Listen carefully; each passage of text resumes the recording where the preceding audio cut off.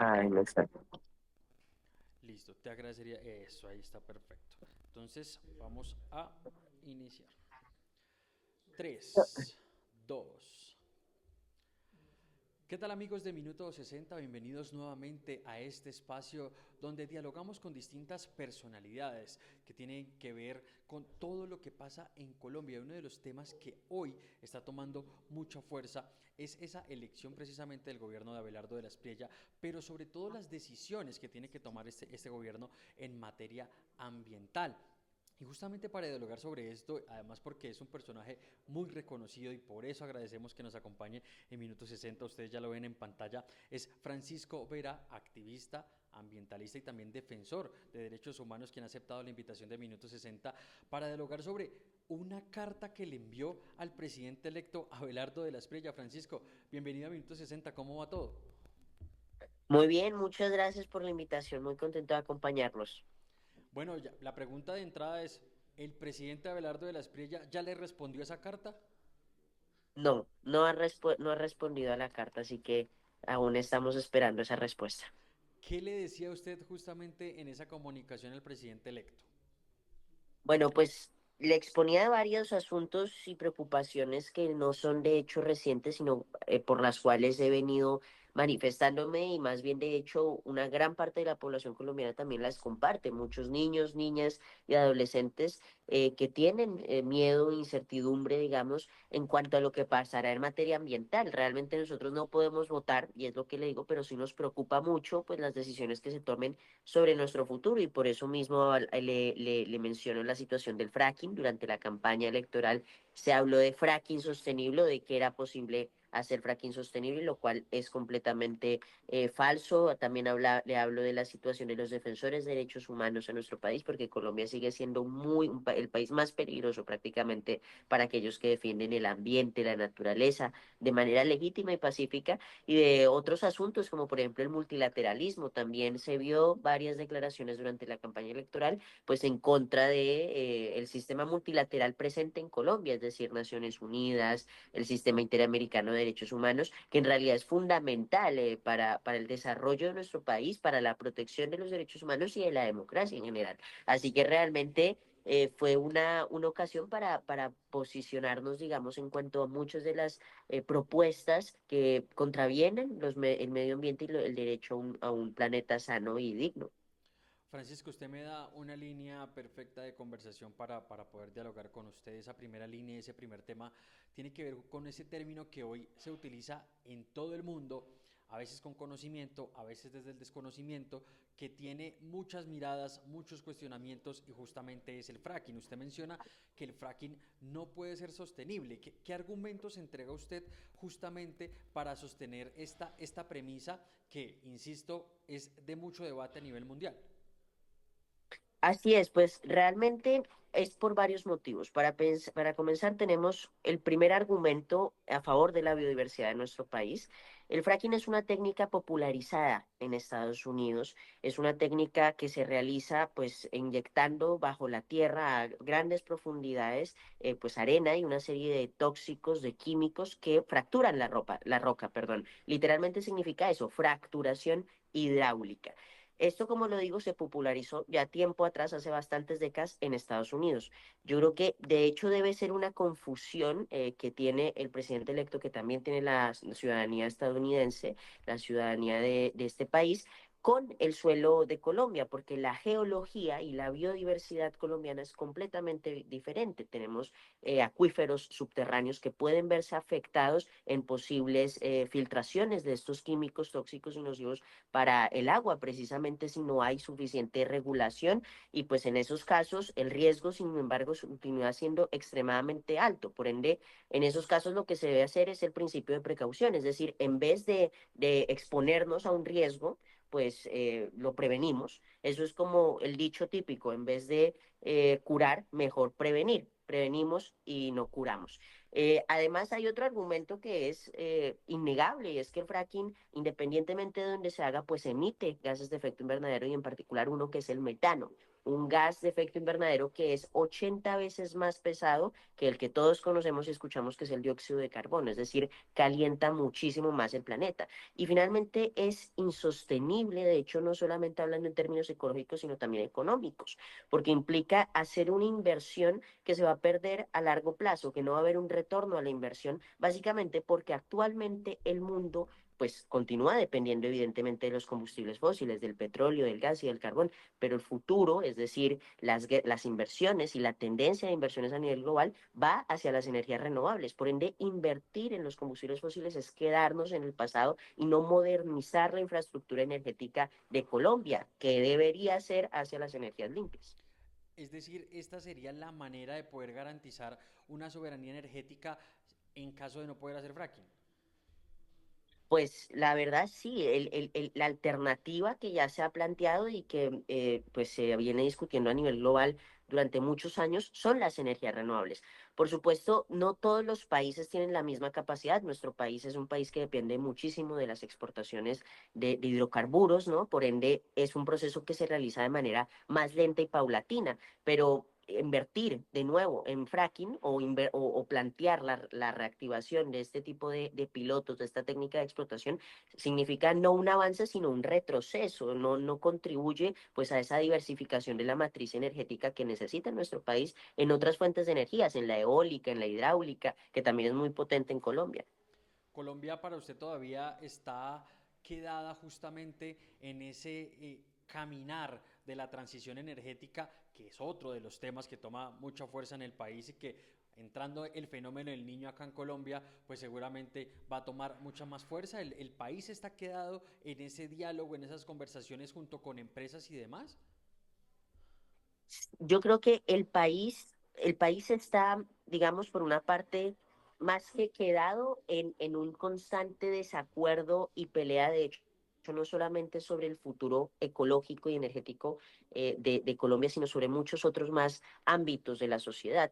Nos hace falta, pues, consensos, nos hace falta llegar a puntos mínimos de acuerdo, en donde independientemente de si se trata de Abelardo de la Espriella, de Gustavo Petro, de cualquier otro posible gobernante, pues haya un consenso mínimo, unos puntos mínimos y sobre los cuales se puede avanzar, porque si no lo que pasa es que cada 4 años cambia rotundamente, se hace un giro de 180 grados en la política pues de paz, en la política agraria, en la política climática, no, deben haber políticas de Estado y eso es lo que se defendemos, digamos, que hay una política de Estado sobre la transición energética que por supuesto puede tener sus matices y sus puntuaciones, digamos, sus aclaraciones o tendencias, pero que sea un punto en donde todas las corrientes y tendencias políticas estén de acuerdo, porque es por el beneficio de Colombia, básicamente. Eso sí, yo creo, durante el gobierno anterior se hizo algo que fue bastante destacable, que fue la conferencia de Santa Marta, la primera conferencia para alejarnos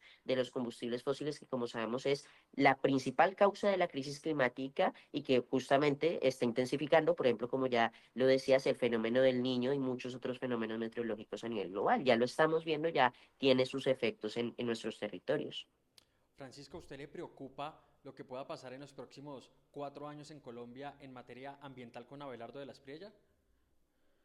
Por supuesto que sí me preocupa porque incluso sin aún llegar a posesionarse, a entrar en funciones, pues ya ha venido haciendo una serie de anuncios y declaraciones sobre lo que hará. De hecho, el primer día ha anunciado una serie de decretos, alrededor de unos 90 decretos, ¿no? Se estiman, y uno de ellos, según ha dicho, es la reactivación del fracking, pero de hecho no solamente en cuanto al fracking, también en cuanto, por ejemplo, a la minería en páramos. Este ha sido un tema bastante polémico igualmente, pero sobre el cual sinceramente no veo dónde está la polémica, porque es una cosa indudable. En los páramos no se puede llevar a cabo procesos extractivos, procesos de minería, como de hecho no en el gobierno de Gustavo Petro ni el gobierno de Duque, sino el gobierno de Santos ya viene esta cuestión con varias multinacionales extranjeras de capital extranjero que pretenden, por ejemplo,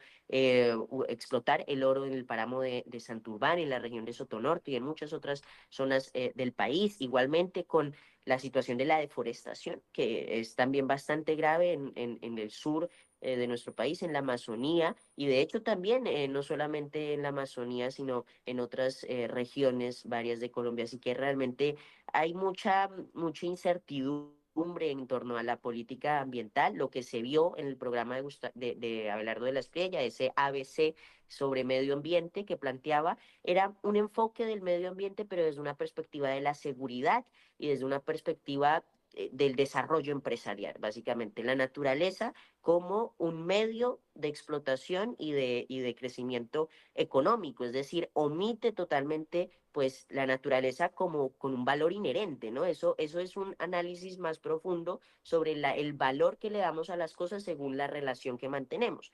Es decir, un valor utilitario para explotarla y para enriquecernos, pero no le da el valor que inherentemente la naturaleza, que es el mayor patrimonio que tiene Colombia, posee. Francisco, lo voy a llevar a dos escenarios. El más quizás por la actividad y el trabajo que usted ha venido realizando en los últimos años. Y usted al inicio de esta conversación me mencionaba que en Colombia hacía falta o estaban faltando garantías para justamente proteger a personas como usted que han dedicado su vida a poder hablar de los derechos humanos y poder hablar del medio ambiente. ¿Qué ha sido lo más difícil, ya que usted está en España justamente por esta situación? ¿Qué ha sido lo más difícil en todo este proceso y camino? Por supuesto que sí, yo creo que lo más difícil en este proceso y camino ha sido precisamente lo que has mencionado, que es el exilio. El hecho de tener que crecer lejos, de vivir lejos de mi tierra, de aquellos que estimo y de mi origen, básicamente, de mi origen físico que está en Villeta, en el departamento de Cundinamarca. Realmente, pese a esa adversidad, pese a esa dificultad, pues he podido, en medio de todo y con el apoyo también de muchas organizaciones de defensa de derechos humanos, con la Oficina del Alto Comisionado de Derechos Humanos en Colombia, la Unión Europea, que me han acompañado en este proceso, pues continuar la labor de defensa del medio ambiente que hago, e incluso ampliarla también, ampliarla a otras instancias, a escenarios internacionales, aquí también, en Cataluña, en muchos otros lugares, y ha sido pues yo creo la parte más difícil sobre todo también pues ver cómo el Estado colombiano, y es una de las cosas que le digo al presidente electo Abelardo de la Espriella, no me refiero al gobierno, me refiero al Estado colombiano en su conjunto, pues ha sido completamente incapaz, incompetente para garantizar la vida, la seguridad y la integridad de aquellos que deciden defender legítima y pacíficamente el medio ambiente o los derechos humanos. Y el segundo escenario va por esa misma línea, pero tiene que ver quizás con las críticas que reciben los activistas y ambientalistas en Colombia. Muchas personas utilizan el argumento de que quizás el discurso va más por hacer política que por verdaderamente defender el medio ambiente. ¿Usted qué respuesta le daría a esas personas? Pues me parece sumamente lamentable y fuera de lugar ese tipo de comentarios. Es verdad que se ha popularizado una cierta narrativa pública de hablar de esa selectividad del ambientalismo, no quiero de hecho darle eco ni replicar exactamente los términos y el lenguaje que se utiliza, porque me parece sumamente fuera de lugar, como lo decía, pero sencillamente les diría en qué país están para que en el país más peligroso del mundo, precisamente, en donde cada año asesinan a decenas de defensores del medio ambiente, digan que simplemente lo hacen por intereses políticos. ¿En qué país o en qué mente, para empezar, cabe decirle a las personas que están en riesgo, estigmatizarlas y asociarlas pues con una ideología o decir que simplemente están haciendo una labor de difusión ideológica y política para ponerlas aún más en riesgo? Esto incrementa precisamente el riesgo de muchas personas que están en los territorios defendiendo sus páramos, sus ríos, sus montañas. Ustedes también respiran el mismo aire se va a contaminar, dependen de la misma agua y por supuesto vivimos en el mismo país, bajo el mismo cielo y sobre la misma tierra. Entonces, esto les incumbe más de lo que les parece. Dos preguntas para finalizar, agradeciéndole este espacio en minuto 60. Yo lo veo a usted y sé que usted tiene 16 años, es todavía muy joven, Pero yo quiero preguntarle a nivel personal, ¿qué le dicen sus amigos a usted cuando lo ven hablando de medio ambiente frente a medios de comunicación, exponiendo sus ideas, siendo activista en un país justamente donde es muy difícil? ¿Qué le dicen sus amigos? ¿Cómo lo ven a usted? Antes de continuar, de hecho, iba a solamente corregir un pequeño detalle, y es que la semana pasada cumplí Ah, 17, ya ¿ya? está en 17. Sí, ya cumplí el 18 de julio, entonces ya tengo 17, pero igualmente hace muy poquito y celebrando aún. Y bueno, pues mis amigos realmente yo creo que han sido de cierta manera un respaldo también. Ahora, pues finalmente inicié con ellos, con mis compañeros, yo los convoqué, lideré ese movimiento que es Guardianes por la Vida, que son esas fotografías de ahí de hace 7 años, cuando en Villeta yo convoqué a 6 compañeros míos, pero aún aquí, pues también estamos organizándonos. Yo creo que pues les genera curiosidad finalmente, ¿no? Muchas veces, por ejemplo, también en medio de esta labor suelo viajar mucho, suelo precisamente estar en medios de comunicación, ¿no? Y tratar de hacer una incidencia pública constante, ¿no? Pues por los derechos ambientales y también de los niños. Entonces yo creo que finalmente han sido como un respaldo, y ha sido una gran ocasión no solo tener amigos y compañeros, por ejemplo, de clase, sino profesores, por ejemplo, que me han apoyado, que son, son muy importantes. También los profesores de nuestra red de escuelas. Tenemos una red de escuelas en 16 departamentos, y ellos han sido fundamentales, digamos, en este proceso. Así que realmente me genera mucha alegría tener amigos y tener personas que me apoyan, y por supuesto una familia que también lo hace.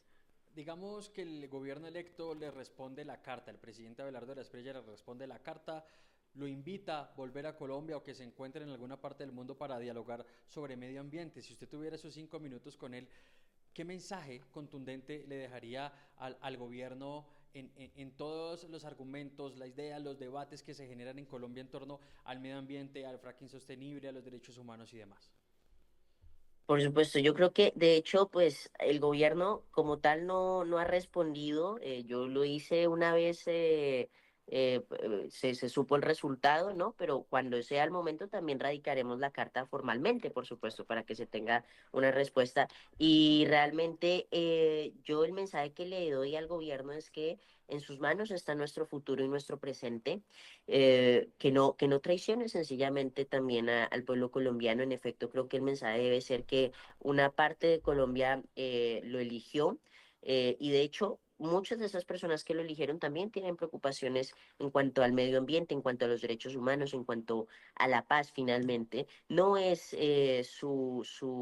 digamos, una opción política, no es un cálculo político cuidar el medio ambiente, no es una cuestión selectiva, es todo lo contrario, es una obligación que tiene como persona, como individuo, usted proteger el ambiente y los recursos naturales de Colombia, pero también es una obligación del Estado. Entonces, realmente no cumplirlo infringe pues todas las leyes y los marcos internacionales que pretenden proteger el clima, el medio ambiente y los derechos humanos. Así que en sus manos está nuestro futuro. No deje de escuchar a los niños, a los jóvenes y al pueblo colombiano que quiere un medio ambiente limpio, sano y digno. Francisco Vera, joven ambientalista, activista y también defensor de derechos humanos, gracias por acompañarnos en este espacio Minuto 60. Muchas gracias a ustedes. Un gusto. A todas las personas que se conectaron, gracias como siempre. Recuerde visitar minuto60.com y todas nuestras redes sociales. Andrés Martín Piñeros, Minuto 60, un infinito de información.